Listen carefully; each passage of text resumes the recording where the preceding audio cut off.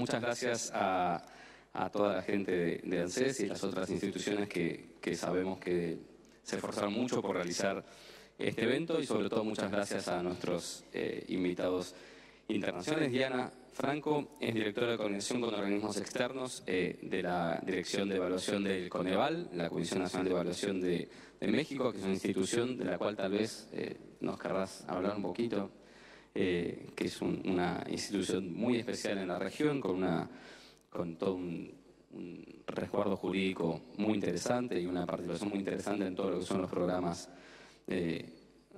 sociales en México. Diana es historiadora de la Universidad de Antioquia y magíster en Ciencias Sociales por la Facultad Latinoamericana de Ciencias Sociales, Flaxo, en Argentina. Lleva cerca de 10 años trabajando en el análisis de políticas públicas y trabaja hace 5 en el área de evaluación del Consejo Nacional de Evaluación de la Política de Desarrollo Social, Coneval, en México, donde ha participado en la realización de evaluaciones, entre las que destacamos la Evaluación Estratégica de Protección Social de México de 2018 y el estudio 40 años de estrategias de coordinación interinstitucional para la política de desarrollo social en México, que es justamente el tema que te decía que tal vez nos puede ser muy interesante, más allá del panel, que es el de cómo funcionan las políticas de transferencia en la región. Buenos días a todos. Para Coneval siempre es un placer participar en estos espacios donde se intercambian y analizan experiencias internacionales sobre temas tan importantes como la protección social, así que primero agradecerles por la invitación. Contarles que Coneval es una institución, un organismo de la Administración Pública Federal Mexicana con autonomía académica. De hecho, está coordinado por 6 investigadores académicos y además de la evaluación de la política de desarrollo social, también realizamos la medición multidimensional de la pobreza. Bueno, sí me vas a ayudar porque no tengo idea cómo funciona esto. ¿Acá? Bueno, mi presentación, ¿sí? Sí, por favor, gracias. Mi presentación está dividida en 3 partes. En la primera les voy a contar de manera general qué es Prospera, que es el programa de transferencias condicionadas que tenemos en México. En la segunda parte les voy a hablar de la coordinación interinstitucional en el marco de este programa, y en el tercero voy a hablarles un poco de la propuesta de sistema integral de protección social que tiene Coneval desde hace varios años.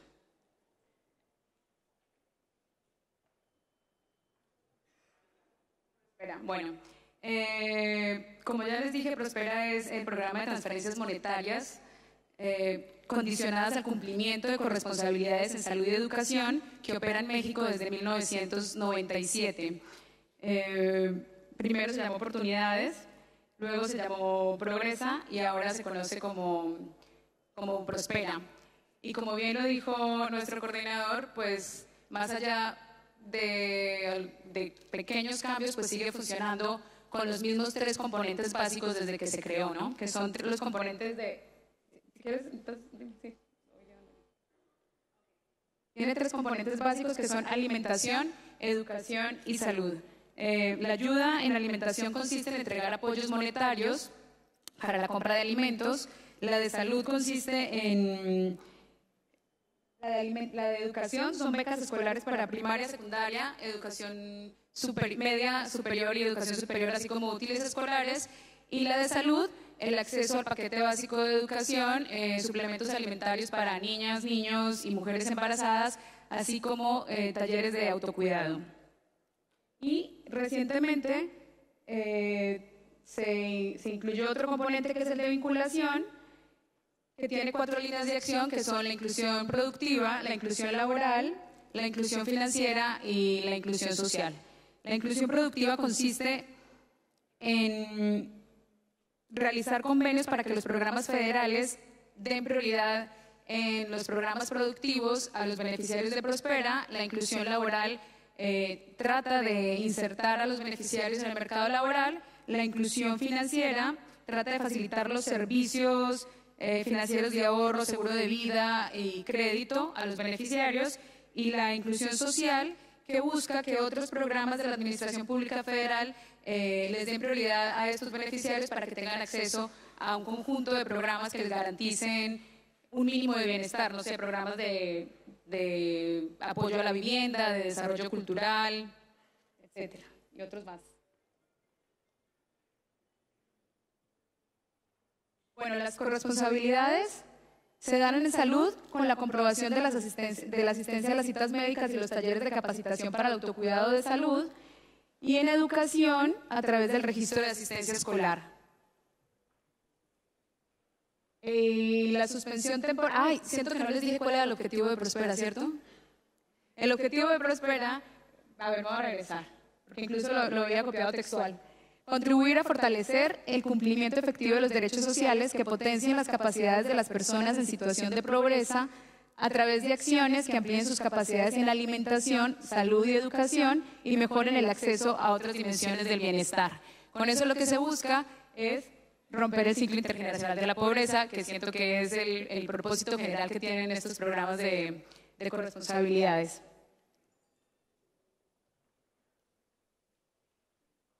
Bueno, el programa puede ser suspendido de manera temporal, indefinida o definitiva. La temporal se da cuando se incumplen con las corresponsabilidades en salud y educación. La indefinida cuando hay un incumplimiento de procesos administrativos, como la inconsistencia en los datos e imposibilidad de localizar a las familias, o cuando falta documentación, entre otras cosas. Y la suspensión definitiva, que se da cuando ya no se cumplen con los criterios para ser elegible dentro del programa, cuando se cumple el rango de edad principalmente entre los estudiantes, cuando estos estudiantes pierden más de 3 veces el año escolar, ante fallecimiento de los beneficiarios, duplicidades en los padrones y otras cosas. Bueno, y sin duda, Prospera es el programa más importante de desarrollo social que ha tenido México en las últimas décadas. Y de eso nos habla un poquito pues, el crecimiento que ha tenido de su presupuesto y de la población que atiende. El presupuesto ejercido de Prospera pasó en 1997 de 2.5 millones de pesos mexicanos a 51.3 millones de pesos. Eso está en pesos constantes. Reales son 64.7 millones, que en dólares serían 3.4 millones de dólares ejercidos el año inmediatamente anterior. O sea, en un solo año eso ejerció Prospera, 3.4 millones de dólares. Y en la población atendida, pues pasó de 0.4 millones de hogares atendidos a 6.8 en 2017. Sin embargo, la población potencial, nosotros llamamos población potencial a aquellas personas que cumplen con las características para ser atendidas por el programa, esa población es de 10.7 millones. Eso quiere decir que aún tenemos 4 millones de hogares que cumplen con las características para que Prospera las atienda, pero que no las está atendiendo. Bueno, y los resultados pues son variados, generalmente positivos. Hay que decir que en 20 años del programa pues existe gran cantidad de evaluaciones. También es el programa que más evaluaciones tiene de la Administración Pública Federal Mexicana. Y que, bueno, a propósito de los 20 años que está cumpliendo el programa, se están haciendo una serie de evaluaciones para medir el impacto en el tiempo de esta iniciativa, pero pues lastimosamente están en curso, así que tocará esperar algún tiempo para conocer los resultados. Estos indicadores se los voy a leer porque no me los sé de memoria. Bueno, a ver, el número de jóvenes que terminan la secundaria en zonas rurales aumentó 23%. Durante el paso de primaria a secundaria se disminuyó la deserción escolar en 24% en zonas rurales. Los niños de los hogares beneficiarios miden 1 centímetro más que los niños de hogares no beneficiarios. Los infantes beneficiarios son menos propensos a padecer anemia en un 25%. La proporción de niños que trabajan en agricultura desciende y no hay evidencia del efecto de las niñas. Bueno, esto principalmente porque el trabajo infantil femenino se concentra en los hogares y las familias no lo reportan como trabajo. Se encuentra un efecto positivo adicional del programa sobre tener mayor ingreso entre hombres beneficiarios de largo plazo si cuentan con educación en primaria y secundaria. El gasto de bolsillo para salud se reduce a la mitad entre localidades beneficiarias. La probabilidad de usar anticonceptivos es mayor en las localidades beneficiarias. Los beneficiarios retrasan la edad del matrimonio y del primer hijo. Los apoyos Prospera impactaron la trayectoria educativa. Este es bien bonito, este es del año pasado y fue un ejercicio que se hizo dándole seguimiento a la trayectoria de niños Prospera, pues que ya terminaron todo su ciclo escolar. Los apoyos Prospera impactaron en la trayectoria educativa de algunos beneficiarios, propiciando una mayor acumulación de años de escolaridad con respecto a los no beneficiarios, alargando su permanencia en la escuela, coadyuvando al éxito en la conclusión de niveles y facilitando que lograran alcanzar un nivel de escolaridad superior al de sus propios padres. Ok. Coordinación interinstitucional. A ver, esto es un poco, hablarles un poquito del diseño del programa, ¿no? Porque una de las claves del éxito de Prospera, sin duda, es que desde su diseño se ha planteado muy bien la forma en que tienen que coordinarse las diferentes áreas. Y cuando nos llegó la invitación a este evento, pues nos pareció pertinente mencionar esto, dado que uno de los objetivos de esa invitación decía profundizar en los mecanismos de sinergia y coordinación de los programas de transferencias condicionadas entre las distintas áreas del Estado. Y en eso que nosotros en México conocemos como coordinación interinstitucional, pues Prospera ha sido un caso de éxito. El Coneval acaba de publicar, esta es la portada, un libro hace un par de meses que se llama 40 años de estrategias de coordinación, y lo que hace es eso, analizar las últimas estrategias, las estrategias de coordinación que se han dado en el ámbito de desarrollo social en los últimos 40 años, y a partir de eso logramos hacer una especie de modelo que se puede seguir en esta secuencia, con la cual pensamos que podría funcionar en las estrategias de coordinación. De hecho, esta es más o menos la secuencia que ha seguido Prospera, variando un poco, no en lo sustancial, y nos gustaría presentarla aquí un poco. Y hablo de esto porque Prospera es un programa que funciona a partir de 3 secretarías de Estado, 3 ministerios, les decimos en otras partes de América Latina, que es el de Desarrollo Social, el de Salud y el de Educación. Y es que no se puede pensar en trabajar o en abatir la pobreza, que es algo tan complejo, si no es pues a través de la participación coordinada de estas distintas áreas del Estado. Eso. Bueno, este modelo que nosotros publicamos afirma que la coordinación debe comenzar por identificar un problema y crear una definición operativa para luego hacerlo observable y por tanto atendible. Asimismo, con la identificación de quienes lo padecen. Luego, a partir de un diagnóstico sobre las causas, que sería el tercer punto, es posible reconocer qué acciones son necesarias para atenderlo y en qué forma estas deben estar articuladas. Cuando hablo de acciones me refiero pues, a programas, iniciativas.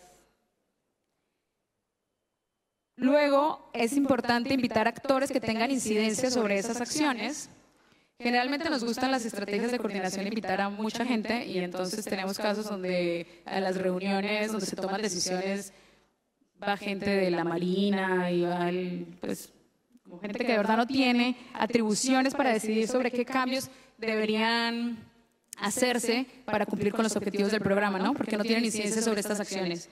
Estos actores se deben reunir en un espacio de coordinación y es ahí donde toman decisiones conjuntas y coordinadas.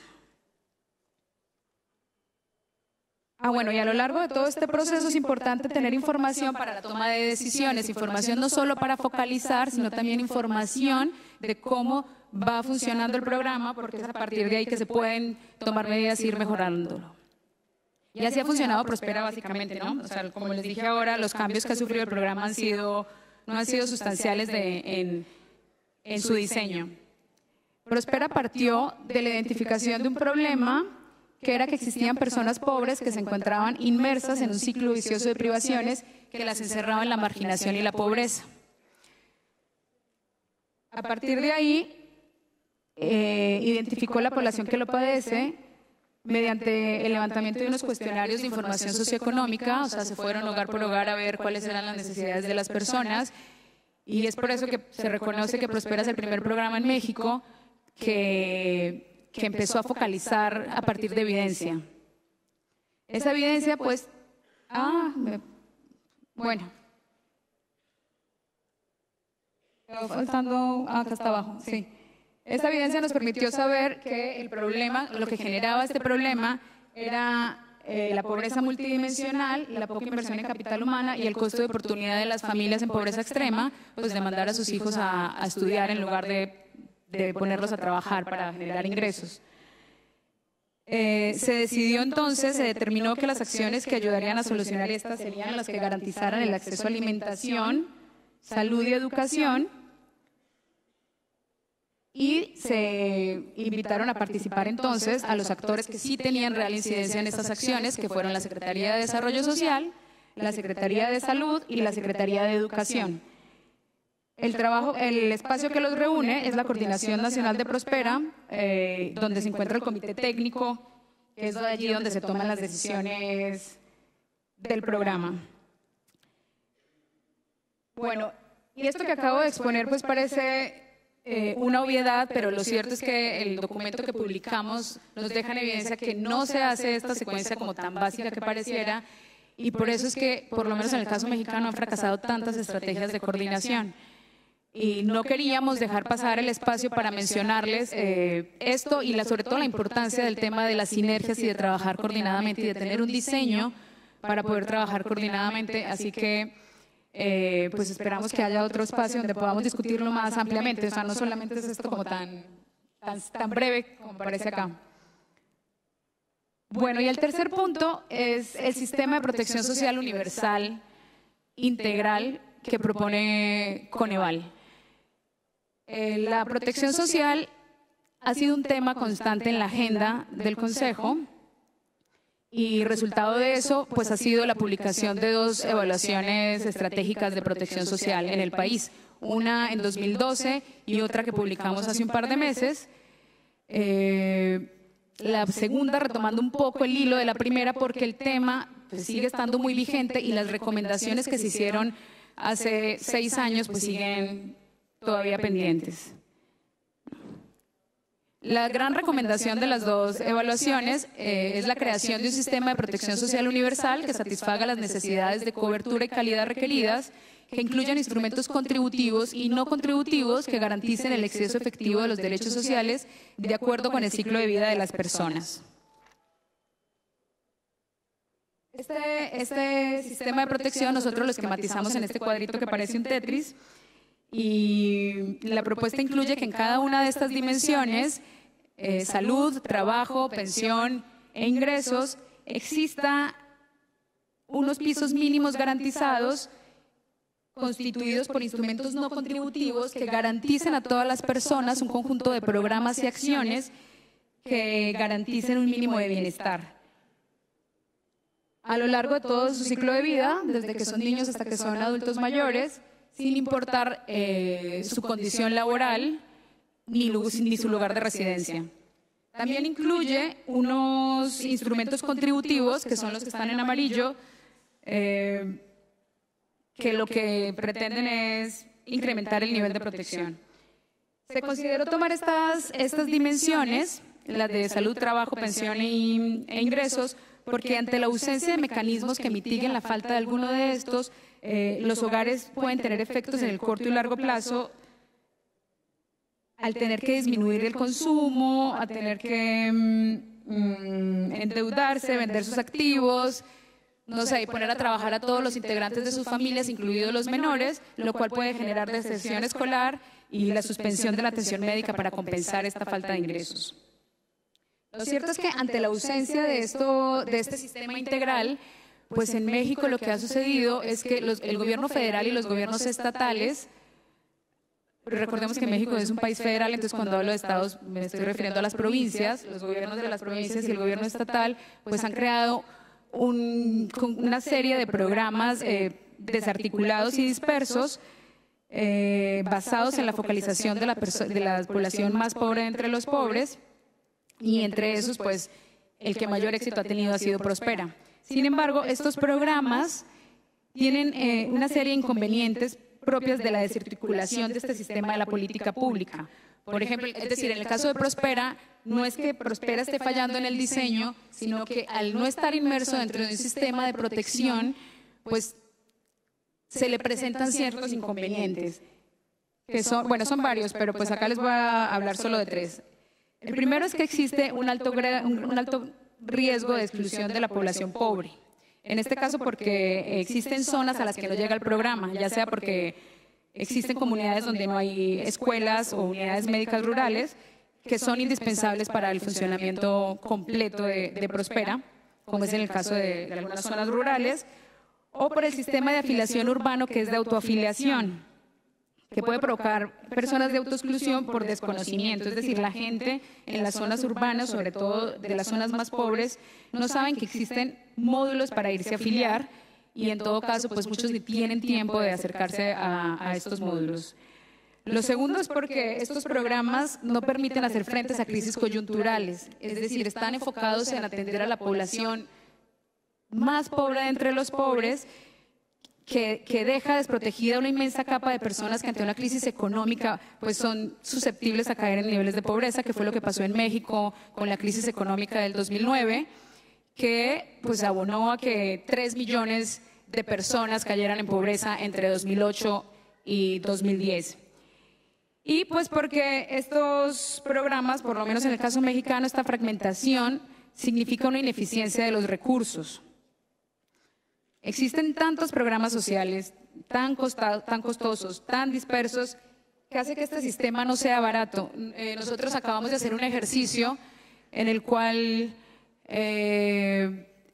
pusimos en evidencia que de los 150 programas que hay a nivel federal de desarrollo social, 35 tienen similitud del 100% con uno o más programas y 23 programas tienen similitud de 98% con uno o más programas.